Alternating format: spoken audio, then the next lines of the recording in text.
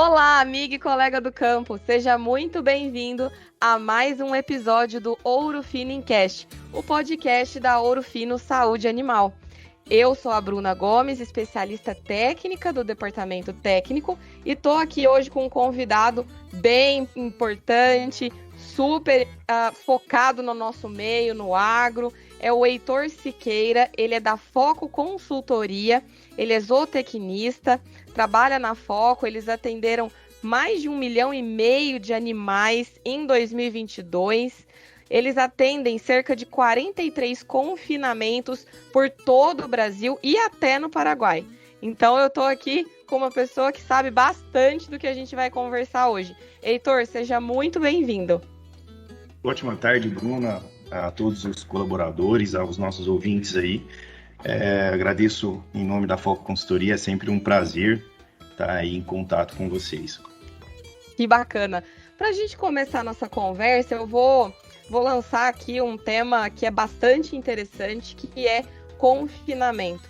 Aproveitando o nosso período, o que a gente está vendo que possa estar aquecendo esse mercado, eu queria que você sinalizasse para mim o que você vê de cenário, do mercado, enfim, faz um bem bolado aí desse tema de confinamento para nós, por favor. Com certeza, Bruna. A gente sempre tem as perguntas do milhão, né? Como é o futuro aí dessa pecuária, desse consumo, dessa exportação de carne bovina, né? Eu sempre gosto, tem várias teses aí, todo mundo traz uma, eu sempre gosto de trazer, eu gosto de pensar lá atrás e pensando a longo prazo aí. Eu levo em consideração uma análise até da FMI, um fato que ela analisou antes do Covid, né, antes desses períodos de guerra também, que ela fez o seguinte, né, ela pegou em 2013, o BRICS ele representava aí 20% do PIB mundial, né, e em 2020 o PIB saltou aí para 33%, essa expectativa para 2030, né, que já está logo ali, esse PIB seria aí bem próximo ao do G7, tá? E aí surge, então, um poder econômico. E esse poder econômico, ele está 100% ligado aí ao poder de compra, né? E esse consumo da carne bovina, né? Que é um ponto que a gente gosta sempre de avaliar. Um detalhe principal aí, você vai entender que tem tudo a ver, que o Brasil foi o único país aí entre a Rússia, a Índia, a China, né? Que estão envolvidos no BRICS aí, foi o único país que não teve esse crescimento considerável no PIB. Aí. Ele até reduziu, aí, até quando a gente olha até 2020. E um detalhe é que a gente precisa mesmo dessa exportação. Né? Então, a gente precisa de políticas externas aí para mostrar para o mundo como nós somos eficientes e a nossa responsabilidade de produzir proteína aí para o mundo. Com certeza. É super importante que a gente esteja antenado. Essa pergunta, ela sempre vem, né? Onde que a gente está, para onde que a gente vai? É sempre um ponto de interrogação, mas a gente tem que sempre estar antenado no que está acontecendo no mundo. E uma coisa é fato, né? O Brasil, ele é o maior exportador de carne e isso não é o que destaca o nosso país. Enfim, é bastante importante que a gente sempre fale disso. E assim, dentro desse cenário, o confinamento ele é sempre uma boa pedida, né? Falando de aumento de produtividade, por exemplo.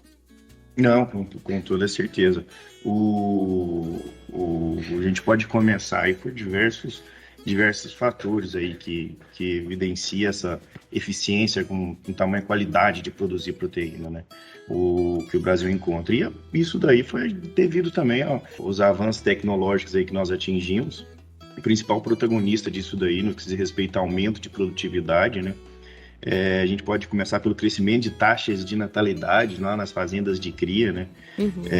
O aumento também desse ganho de peso dos animais com a dieta adequada, a diminuição da mortalidade, né? Começaram-se então a dar essa atenção aí, a começar a medir onde se não media, né? Até a mortalidade, tanto em confinamento quanto também nas fazendas de cria e recria.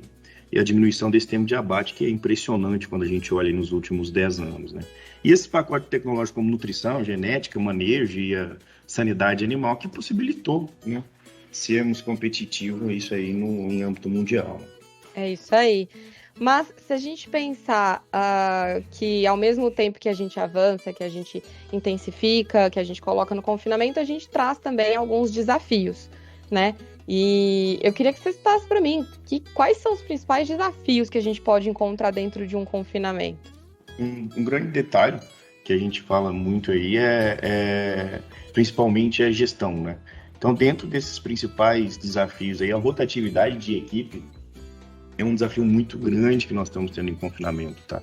Não só no confinamento, né, Heitor? Tá em todo lugar, né? Todo lugar. O grande detalhe é que geralmente nós investimos, né? Boi gosta de rotina e nós investimos no colaborador para que isso se torne rotineiro, né? E essa rotatividade tem tido impacto aí pensando aí na eficiência aí nos ganhos zootécnicos desses animais. E planejamento, então, é muito comum também a gente ver, por exemplo, hoje eu perco aí poder de compra porque eu não me planejei em estoque de alimento para poder fechar o animal. Eu planejei rodar com 30 mil animais e eu tenho possibilidade de compra aí de 60 mil animais ou até de menos, e aí esses planejamentos eles tendem a atrapalhar também esse segmento. A estrutura do confinamento é um desafio enorme, tá? Quando a gente se fala aí em lugares que hoje trabalha com curral, farmacinha, então não há nem a necessidade de laçar esse animal mais nos confinamentos. Isso tende a diminuir até a mortalidade e acidente de trabalho, tá? Como outros planejamentos como enfermaria, pasto para descanso, né? Essa estrutura do confinamento ela é muito importante também. Essa estrutura ela é importante para a saúde do animal e do operador também, né? Com toda certeza, com toda certeza. A originação também, Bruno, ela traz esses desafios, né? Eu preparar a minha equipe para receber esses animais, essa falta de comunicação do operacional com a originação tem trago também desafios aí quando eu recebo um gato que eu não me esperava dentro do confinamento, né, para engorda.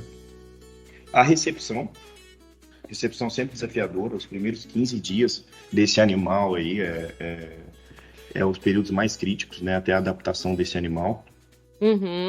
A ausência de consultoria especializada ainda é um desafio dentro dos confinamentos, tá? Então, nós ainda temos confinamentos aí pelo Brasil que trabalha de forma de bica corrida aí, e aí está se tornando aí algo que fica para trás quando nós falamos em ser eficiente, né? Ainda bem que vocês estão aí, ó, que vocês estão esse ano 2023, vocês vão aumentar para 2 milhões de animais. Então, à disposição, Bruno. E assim, essa grande quantidade de animais, né, que a gente está atendendo, graças a Deus aí, é econômico, né? Esse valor ele volta. Eu vou dar um exemplo, a gente sempre está difundindo isso aí nos confinamentos, tá? Então vamos pensar, Bruno, aí num lucro médio, sendo bem otimista, tá? Pensando no lucro médio aí por animal. Então eu cheguei a receber esse animal, ficou por 110 dias e eu vendi, paguei todas as minhas despesas, me sobrou lá R$300 por animal. Vamos ser otimistas, tá? E aí morreu um animal na minha propriedade, aí no valor médio, contando preço do frete, preço da compra desse animal, mais os dias que ele passou pelo confinamento de alimentação e os gastos com sanidade e também com a diária, né, operacional. Vamos falar em torno de R$5.200, tá? Certo. Então, se eu perdi um único animal aí de R$5.200 e tem um lucro de 300 sobre os que passaram e foram abatidos, né? Isso me fala que eu preciso de passar pelo meu confinamento aí, cerca de 110 dias, 17 animais para pagar esse único animal que morreu, né? E aí isso aí tem um impacto muito grande. Até foi tema de um trabalho nosso, que a gente avaliou os confinamentos que atendemos em 2021 e 2022, tá? Que o impacto da mortalidade ele representava 8,12% de todas as entradas que eu tive nesse período, né, de 2 anos. Caramba! Então, realmente é algo que precisa, assim, de como se diz, um animal saudável, ele é um animal rentável, né? Que a gente não media, né? Então, medindo e levando essa informação aí aos pecuaristas, é que o capital imobilizado disso daí, né? Não é só pelo impacto que representa dentro das entradas, que a partir do momento que eu perdi um animal aí, preciso de lucrar com mais 17 para pagar ele, eu preciso de imobilizar um capital, tá? Exatamente. E aí, quando eu ponho isso na ponta da caneta aí, visto uma diária barata de R$ 15, tá? Um valor de reposição barato aí de R$ 4.200. Quando a gente pegou essa análise desses 2 anos, a gente viu que para um animal que morre aí, eu passar 17 animais, eu desembolsar com alimentação, com custo sanitário, com operacional e aquisição dos animais, cada animal aí me mobiliza em torno aí de R$ 99 mil em 110 dias. Meu Onde Deus, o poderia impacto é muito grande. Essa é a conta aí que faz a gente estar atendendo esses 1,5 milhão de animais aí em 2020. Caramba! E assim, falando dessa questão de doença, existe algum período mais crítico, vamos dizer assim, né? Época do ano? Bruna, no passado a gente sempre... E é comum, tá? Até hoje a gente sempre fala aí... o período mais crítico é o período da seca, né? Até também pelo maior acúmulo de poeira e variações de temperatura, né? Diversão térmica. Mas a gente vale ressaltar também que no passado se confinava muito, né? No período da seca. Então era o período que mais me doía, né? Então é o que mais choca aí para quem não mede, tá? Só que aí, quando a gente começou a analisar isso daí pelo ano, principalmente os grandes players aí que rodam confinamento todo ano, né? O período das águas também é desafiador. Quando se chega no período das águas, tem acúmulo de lama aí, eu tenho muito problema também de distúrbio metabólico. Então, aquele grande detalhe. O período crítico é todo ano. Se eu estou na seca, tenho problema com pneumonia. Se eu estou nas águas, eu casco. tenho um problema grande com casco e distúrbio metabólico. Tá? E são só os dois que mais acontecem, né? Doença respiratória e casco. São os primeiros ali na lista. Com certeza, com certeza. Quando a gente olha o ano, né, como um todo, a gente vê que a morbidade média, ela não muda. O que muda é as condições de doença aí pelos períodos. Entendi. E o que a gente pode fazer, assim? Algum manejo que a gente pode fazer para facilitar esse diagnóstico? Porque a gente sabe que, por exemplo, uma doença respiratória que a gente faz um diagnóstico precoce, a chance de recuperação e de resolução desse problema é muito maior, né? Em frente a uma base antimicrobiana boa, mas essa questão de diagnóstico precoce, ela interfere bastante. O que a gente pode fazer aí? Com certeza, né? Só o remédio em si, dentro do vidro, ele não faz milagres, a gente precisa de capacitar essa equipe, né? Primeiro passo, o Bruno falando em confinamento, é ter ronda sanitária, né? Até o nosso consultor técnico, Ramiro Madeira, ele é muito assertivo. Ele fala que se o pecuarista não tiver no dispor aí de 2 a 3 pessoas, pelo menos 3 a 4 horas por dia para fazer uma boa ronda, cuidado aqui do rebanho, né? Que tem um valor aproximado aí de R$ 5.500. Esse cara não se pagar, dificilmente ele vai se manter, né, na atividade. E é muito comum não se ver ronda, tá? E a gente vê que o pecuarista falou que tem ronda, sim. Só que eu tenho ronda quando me sobra tempo. Então hoje eu não tive processamento, eu não tive nenhum outro a fazer, eu vou fazer a ronda, né? E ela não é priorizada, né? Com tudo. E a ronda, ela é como ter gestão na nutrição. Ela é todo dia o mesmo horário, tá? E as mesmas pessoas. E a frequência de ronda, ela muda, né? Ela tem que ser maior nos primeiros 15 dias? Aí, um grande detalhe, tá? Quando a gente pega os números aí dos confinamentos, nós vemos grande parte da mortalidade acontecendo em animais acima de 30 dias, tá? Então, é muito comum a gente falar assim, opa, eu tô com muito animal aí nos primeiros 15 dias, eu vou fazer uma ronda mais intensiva só nesses animais. Mas esse animal gordo, esse animal que já passou desse período de adaptação, é o animal que mais esconde, né?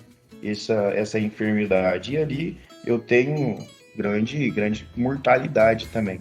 Os animais mais novos, com toda certeza, os animais que estão mais propensos aí à enfermidade, mas muitas vezes eu esqueço também desse animal acima de de 15 a 30 dias aí, é onde a gente costuma ter uma elevação maior na Olha que mortalidade. interessante. Então, bem dizer da verdade, a ronda tem que ser constante e com a mesma frequência de observação para a gente não ter problema, né? Com certeza. E aí entra, né, sempre as mesmas pessoas, né? Vamos falar aí no rodízio entre 3 pessoas aí, que é aquele cara que vai conhecer o animal, que viu esse animal, ficou com dúvida, vai observar ele à tarde, e sempre junto ao primeiro trato do dia, né? Ele facilita o diagnóstico aí. Esse animal que não vai comer, ele é um animal que já vai me mostrar alguma enfermidade aí. Certo. E assim, cita pra gente algumas das doenças que vocês mais diagnosticam, assim. Ô Bruna, quando a gente olha na mortalidade média, né, vamos falar, dentro dos 1,5 milhão de animais aí de 2022, a mortalidade média dos confinamentos foram 0,36%, né? Então, vamos falar que essa é a FIP do mercado, né? Vamos dizer assim, que tá para cima, você precisa aí de tentar buscar alguma coisa para tentar ficar sempre abaixo aí de 0,36%. Mas na média estamos em 0,36%, tá?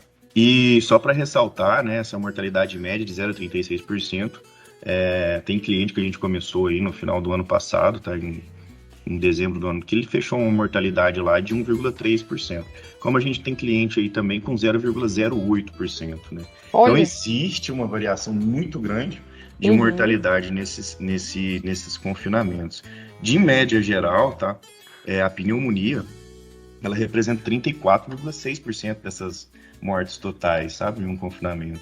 Aí, seguido disso, vem clostridioses, né? Ou seja, diversos tipos de clostridiose, aí, representando 11%, e distúrbio metabólico, aí, 8%, 8,2%. Olha que interessante. E falando de clostridiose, a gente tem que prevenir, né? Vacinar o gado. Com toda certeza, né, Bruna?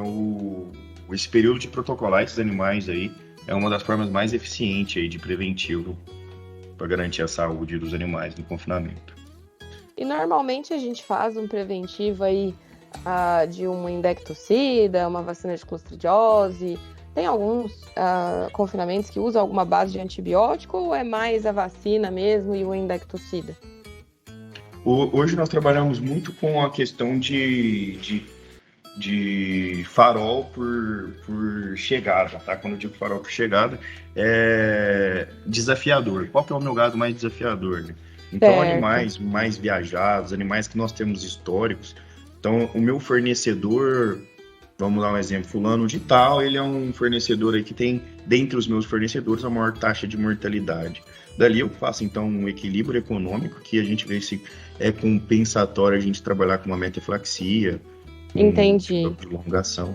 Mas em relação a protocolos, né, clostridioses e protocolo de vermífugo e respiratório, 100% nos confinamentos. Olha aí, que interessante. Deixa eu puxar a sardinha aqui pro meu lado, Heitor. Falando um pouquinho das soluções da Ourofino, a gente tem aí o Evol, que é um indecticida bastante indicado aí para o início de confinamento. A gente tem aí a Supravac, que é a vacina respiratória, ela tem a parte reprodutiva também, mas pensando no respiratório, vai combater aí os principais vírus, né? IBR, vírus sincicial. E claro, já vem aí algumas bacterinas de algumas bactérias importantes, Pasteurella e Maemia. E a gente tem também, agora mais recentemente, o Tulax, que é um antibiótico que temos essa possibilidade de fazer nos casos de metafilaxia. Como o Heitor comentou aqui, né, pessoal, assim, é importante que a gente faça essa avaliação a cada confinamento, cada desafio, né, Heitor? A gente tem isso como um norte aqui na Ourofino também, a gente não quer sair aplicando medicamento em todo mundo sem pensar nas consequências. Então, é muito importante que a gente faça realmente essa avaliação caso a caso e que a gente veja qual é o desafio de cada propriedade em si. Com certeza. Bruno, aí ressaltando, tá? Dentro vamos falar em tratamento terapêutico, em morbidade, em 2022 o benchmark nosso fechou em 4,81% de morbidade, tá? A média nos confinamentos.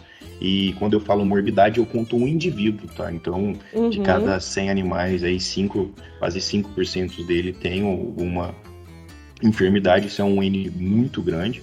E 50% disso daí, nos confinamentos, é por pneumonia, tá? dá em torno do rebanho médio aí 2,36%. Depois a gente tem casco, que vem 20% aí das principais das enfermidades totais, quase 1% do rebanho médio, tá? E o refúgio de custo, que traz aí 17%, quase 1% também do rebanho médio.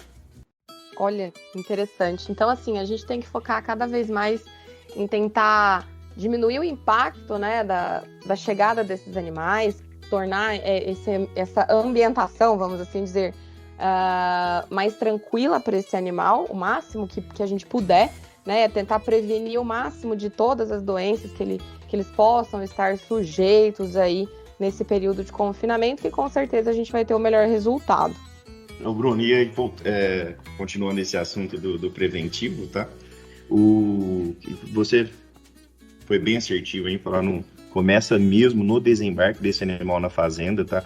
O estado de saúde que eu tô recebendo esse animal na propriedade é comum, tá? Da gente dispor até de um checklist para receber. Eu tô recebendo um animal aqui, qual que é a saúde desse animal? Esse animal veio com problema de casco, veio decúbito, né? Veio deitado aí na carreta, é um problema de transporte, é um problema de origem. Assim como a gente tem uma minuta de transporte, é necessário que se faça uma minuta também de como eu tô recebendo esse animal. Se esse animal tá com problema de casco, não foi avisado aí pelo pessoal aí da compra de gado, esse animal ele precisa ter um preço diferenciado. Uma triagem, né?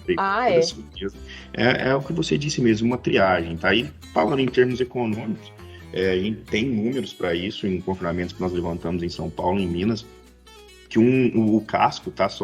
Vou falar sobre o casco aqui, levantamos por pneumonia também, mas o casco ele traz de 18% a 27% a menos de GDC. Então, a partir do momento que eu peguei esse animal, tratei ele de casco, tá? E aí eu peguei o Sysbov desse animal, anotei, quando eu vejo o GDC dele comparado a animais que não teve nenhuma enfermidade pelo confinamento, eu tô falando aí de média de 22% a menos de performance, né? Isso dificilmente paga conta. Nossa, é um impacto muito grande, né? E assim, eu falo muito que o que a gente não registra, a gente não consegue gerenciar, né? Eu falo, assim, isso a gente vê tanto pro leite quanto pro corte, independente do sistema de produção, a gente tem que cada vez mais ter essa informação do animal, saber o histórico desse animal, para a gente saber o que a gente espera daquele animal também, né? O que a gente vai esperar de resultado, de performance, enfim. Com certeza, Bruno. Exatamente. E assim, para a gente encaminhar mais para o nosso final da nossa conversa, vocês têm algum case de sucesso que você queira comentar? Antes de você comentar algum case, só para puxar a sardinha de novo aqui para o meu lado, o Heitor estava falando muito aqui de casco, né, pessoal? Assim, o impacto que a doença de casco ela tem no rebanho. Só relembrar a todos vocês, a gente também tem aí no nosso portfólio, além do Tulax que pode ser usado para essa questão, a gente tem o Lactofur, que é um excelente medicamento para casco, e a gente nunca pode esquecer de um anti-inflamatório eficaz, né, gente? Assim, para os nossos ouvintes que estão aqui conosco, é muito importante que a gente forneça bem-estar para esse animal. Então, independente do sistema de produção, independente da categoria, a gente quer que esse animal performe da melhor forma, com todo o bem-estar, com todo o conforto. Então, a gente fala muito do Maxicam 2%, uma excelente alternativa para você, produtor que está nos escutando. E aí, voltando aqui para o Heitor. Heitor, se você quiser comentar algum case de sucesso de vocês em alguma propriedade, a gente tem vários parceiros nossos também que a gente atende, que o nosso consultor está lá também. Fica à vontade aí. Opa, Bruno, claro, com certeza. Até temos um parceiro em comum, né, o Campanelli, né, o Tecnobif Campanelli, e lá foi um case bacana, onde o Anderson e o Matheus estão atuando, e tem em torno aí de 4 a 5 anos, e aí começou, então, houve-se melhoria no manejo da recria, né, onde não era realizado os protocolos sanitários de forma adequada no passado, e isso foi ajustado, e a intensificação desses animais para já chegar adaptado, para já chegar pronto no confinamento, né? A recria dele não é dentro do confinamento. E cerca de 40% do gado confinado é proveniente da recria, né? E com essa intensificação, os animais já começaram a chegar lá pronto, né? Onde nem se colocava a mão neles, né? E aí eu ressalto que o comparativo desses animais recriados versus animais de compra direta, tá? O índice de mortalidade ele diminuiu em cerca de 54,3%, sabe? Caramba! E 58% a menos de morbidade, né? Então, quando a gente começa a ver desempenho por morbidade, 58% a menos aí, isso aí é um número muito bacana, né? Ao mesmo tempo, também, a gente inseriu aí, junto ao Campanelli, mais de 20 pastos de recepção, aí um pasto de Tifton, né? Um pasto de qualidade, uma água de qualidade, né? Uma dieta de adaptação no coxo para receber esses animais de compra direta, descansar, baixar esse nível de cortisol aí, para posteriormente processar esses animais e ter sucesso diminuindo aí as mortalidades e morbidade. Olha, muito interessante. Olha que interessante, pessoal. A gente vê cada vez mais a importância da gente cercar o ambiente que esse animal está. A gente vê cada vez mais que fornecer todo esse ecossistema agradável para o animal é muito importante. É evitar doença, com certeza intensificar a nossa produção, aumentar a nossa produtividade de forma sustentável, com um pilar de bem-estar, de gestão. O Heitor falou muito disso aqui e é muito importante. Então, só relembrar a todos que a gente, aqui na Ouro Fino, a gente tem aí um programa Examina feito pelos nossos consultores, que também tem esse objetivo de aproximar cada vez mais informações pro produtor, seja para o confinamento, para o gado a pasto, enfim, mas para que a gente possa realmente cercar algumas alternativas, algumas frentes de manejo, né, que vão combinar com as nossas soluções para que a gente tenha o melhor resultado. E é isso que a gente espera no final, né, Heitor? Com toda certeza, Bruno. Intensificar essa ronda, um exemplo, já falando do nosso parceiro em comum, né? Lá nós temos aí uma equipe de ronda dedicada 100% a esse manejo, né? Esse vaqueiro, ele não faz um leve trás, ele é 100% dedicado a diagnóstico, né? Então ele está bem treinado, né? Ser feito reciclagem de diagnóstico para esse pessoal e isso aí traz uma assertividade maior. Um outro critério também é o uso de irrigação lá, tá? Nos períodos críticos, né, de forma adequada. Todos esses pontos aí que a gente falou, Bruno, são estratégias importantes, né, para a gente reduzir esse índice. De um ano para outro aí, se a gente for mais preciso, no começo do projeto foram 55% de mortalidade a menos, né, 32% de morbidade. Gerou economicamente aí, direto, R$600 mil de economia. Nossa, é um impacto muito grande, né? Atualmente, o Campanelli tem um dos menores índices quando a gente fala em enfermidade, Bruna. Que legal. Isso também é o trabalho de vocês. E, Heitor, eu queria muito que a gente ficasse falando aqui várias horas esse assunto dá pano pra manga, né? Dá pano pra manga. Mas, infelizmente, a gente não consegue. Quem sabe a gente marca aí um Ouro Fino em Campo, lá na TV, pra gente ter mais assunto aí. Mas desde já, te agradeço demais. Desejo todo sucesso aí para Foco Consultoria, que a gente continue aí parceiros também nas nossas fazendas parceiras e que a gente consiga fazer um trabalho cada vez mais agregativo e pensando sempre no produtor, tá bom? Muito obrigada pela sua participação. Eu te agradeço, Bruno, agradeço toda a equipe técnica aí por sempre estar disposto aí, sempre nos atendendo e sempre encurtando essa relação. Muito obrigado. Então tá ótimo, gente. Muito obrigada pelo espaço, pelo tempo de vocês. Não esqueçam de acessar os nossos canais, o nosso site, o nosso aplicativo Ouro Fino Agronegócio, está disponível na Apple Store, na Play Store. Fiquem sempre atentos nas nossas informações, o nosso Instagram está recheado de informações.